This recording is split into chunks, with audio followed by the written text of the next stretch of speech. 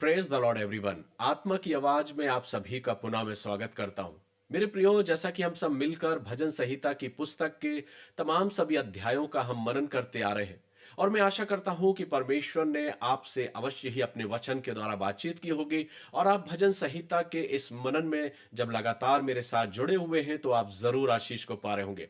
आज हम 40वें अध्याय की ओर अपने ध्यान को केंद्रित करेंगे और देखेंगे कि प्रभु अपने वचन के द्वारा मुझसे और आपसे क्या बातें करता है, और आज ये भजन 40वां अध्याय मुझे और आपको क्या शिक्षा देता है। मेरे प्रियो, आत्मा की आवाज एक ऐसा स्थान जहां पर आत्मा बोलती है और दिल सुनता है। मैं लगातार ये प्रयास करता हूं कि मैं नहीं पर परमेश्वर की आवाज को हम और आप मिलकर सुनने वाले हो सके।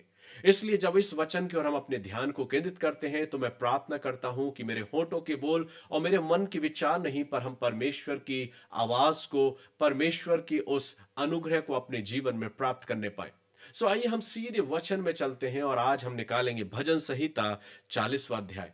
40वें अध्याय का जब हम मनन करते हैं तो हम इस बात को देखते हैं कि यहां पर दाऊद के आभार को व्यक्त करते हुए वो परमेश्वर का धन्यवाद कर रहा है। दाऊद अपने आभार व्यक्त करने वाले उस मन को प्रस्तुत कर रहा है और अपने मन के द्वारा परमेश्वर का धन्यवाद कर रहा है।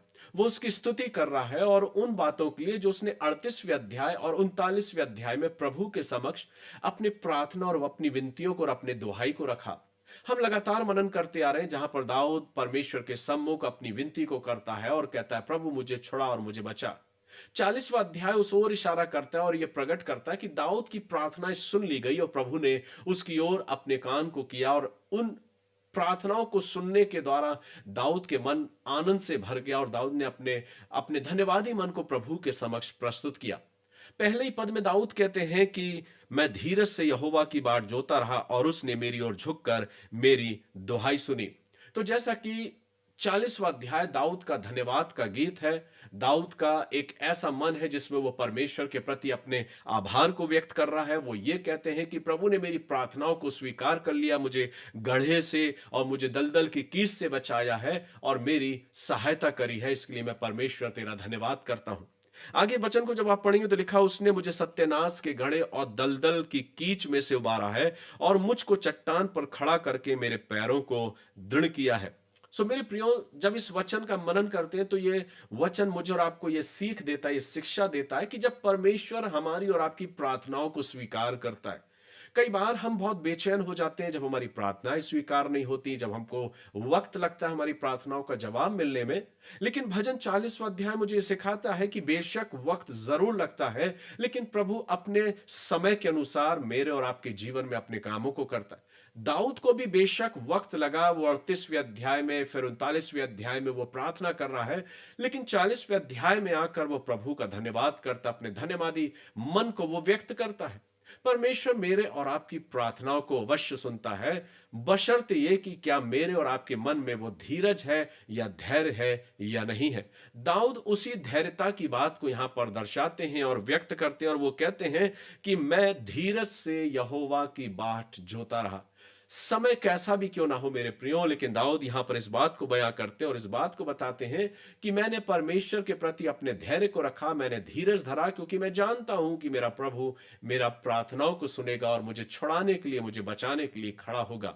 और इसलिए जब परमेश्वर ने दाऊद की प्रार्थनाओं को सुना तो दाऊद आनंद से भर गया, और आनंद से भरकर प्रभु की स्तुति करता। और तीसरे पद में वो कहता है, उसने मुझे एक नया गीत सिखाया जो हमारे परमेश्वर की स्तुति का है। दाऊद धन्यवाद के साथ प्रभु की स्तुति करता और कहता है, मैं एक नए गीत गाकर प्रभु का धन्यवाद करता हूं, प्रभु की आराधना करता हूं। ये वचन मुझे और आपको सिखाता है, जब हमारे जीवन की प्रार्थनाएं सुन ली जाती हैं, जब हम धैर्यता के साथ, धीरज के साथ जब हम प्रभु पर विश्वास करते हैं, तो मेरा और आपका प्रभु मेरी प्रार्थनाओं को सुनकर उसका जवाब देता है। बेशक वक्त लग सकता है, समय लग सकता है, लेकिन प्रभु अपने कामों को करने में, अपने उस जवाब को देने में मुझे और आपको ज्यादा देरी नहीं करता।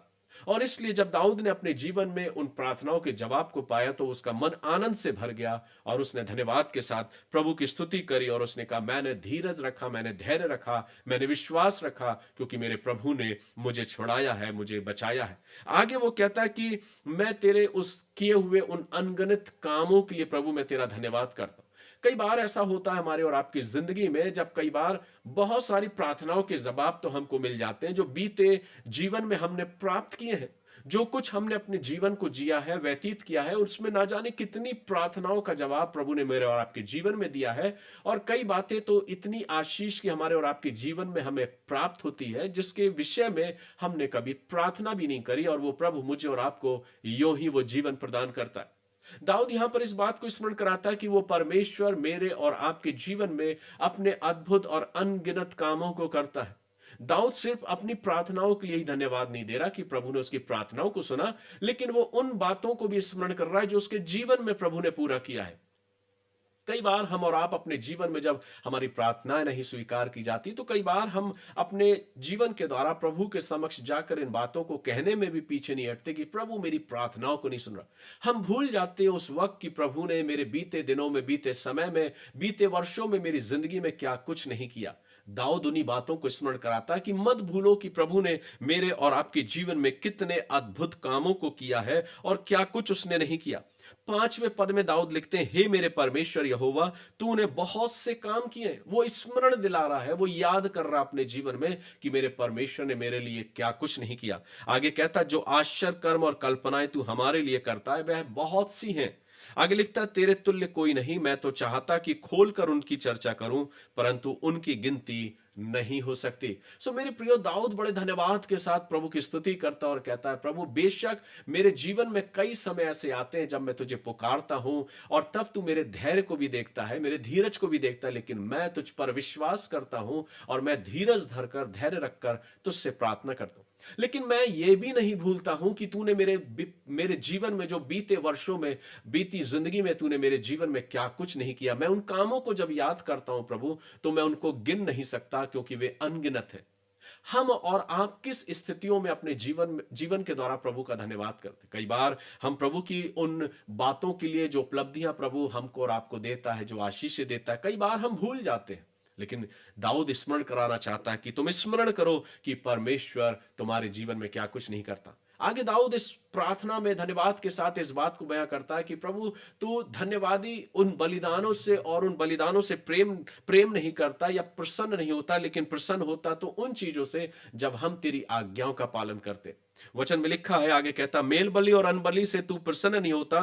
तूने मेरे कान खोद कर खोले, होम बलि और पाप बलि तूने नहीं चाहा। दाऊद स्पष्ट कहता है कि परमेश्वर को हमारे बलिदानों की आवश्यकता नहीं। कई बार हम सोचते हैं कि हम प्रभु के लिए अगर कुछ कर रहे हैं तो मेरा प्रभु खुश हो जाएगा, लेकिन किन बातों में प्रभु खुश होता है, वो 8वें पद में दाऊद कहते हैं। वहां लिखते हैं, हे मेरे परमेश्वर, मैं तेरी इच्छा पूरी करने से प्रसन्न हूं और तेरी व्यवस्था मेरे अंतःकरण में बसी है। मैं बड़ी सभा में धर्म के शुभ समाचार का प्रचार करूंगा। दाऊद यहां बताना चाहते हैं कि परमेश्वर जो ईश्वर है, वो मेरे और आपके दिए हुए उन बलिदानों से प्रसन्न नहीं होता, लेकिन परमेश्वर प्रसन्न होता जब हम उसकी आज्ञाओं के अनुसार अपने जीवन को व्यतीत करते, जब हम उसकी इच्छाओं को अपने जीवन में पूरा करते हैं, तब वो प्रभु मेरे और आपके जीवन से आनंदित और प्रसन्नचित होता है। इसलिए आवश्यक है कि हर एक इंसान को अपने जीवन में प्रभु को बलिदान चढ़ाने की अपेक्षा अपने जीवन के द्वारा प्रभु का धन्यवाद करना चाहिए और उसकी इच्छा के अनुसार, उसकी आज्ञाओं के अनुसार अपने जीवन को व्यतीत करना चाहिए।